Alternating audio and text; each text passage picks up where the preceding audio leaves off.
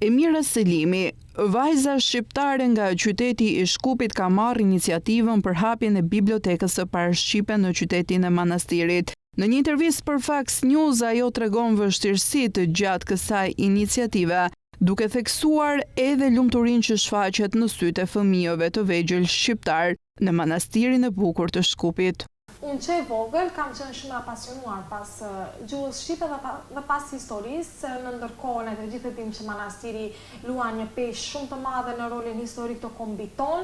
Pati më i madhe është që unë jetoj në Maqedoninë e Veriut dhe qyteti Alfabetit është pikërisht në shtetin ku unë jetoj.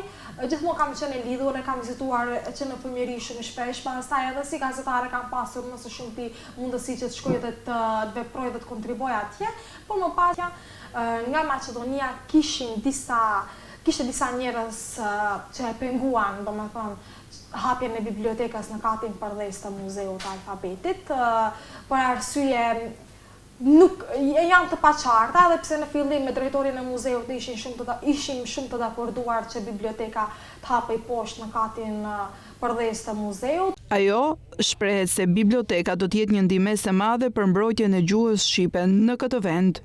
Reagimi shqiptarëve të Manastirit edhe para se të hapi biblioteka ka qenë shumë e qartë. Se unë kam pasur një tubim kombëtar në qytetin e Manastirit dhe në momentin kur unë ju kam thënë që do kërkojnë ndihmë nga shqiptarët të hapim një bibliotekë shqipe, aty ka qenë ai entuziazmi i tyre që me të vërtetë ata kanë pasur nevojë. Më shumë ka zhanre të historisë, edhe në fillim unë ata kërkoja, por unë më së shumti që kam punë, se biblioteka nuk është vetëm biblioteka, atje unë e kam edhe si shkollë, si kurs, fëmijët vinë dhe mësojnë gjuhën shqipe, bëjmë aktivitete kulturore, vizatime, piktura.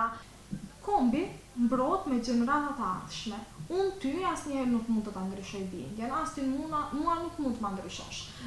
Dhe ti t'ju flasësh fëmijëve për Fanolin, Gjergjfishtën, për historinë e Shqipërisë, për historinë e Kosovës, për historinë e Maqedonisë, ti thuash që qyteti ka qenë i hyjni, po tani më nuk është hyjni, se kanë marrë padrejtësisht. Për fëmijët në njerë vetëm habitën dhe të shojnë me çudi dhe ju duket wow. Pastaj unë më shumë e propagandoj Shqipërinë, po Shqipëria është shumë e bukur, janë shumë të vegjël, ata më njerë ndikon, u nxjerr dete në video që ato t'i lidh sa më shumë emocionalisht me Shqipërinë.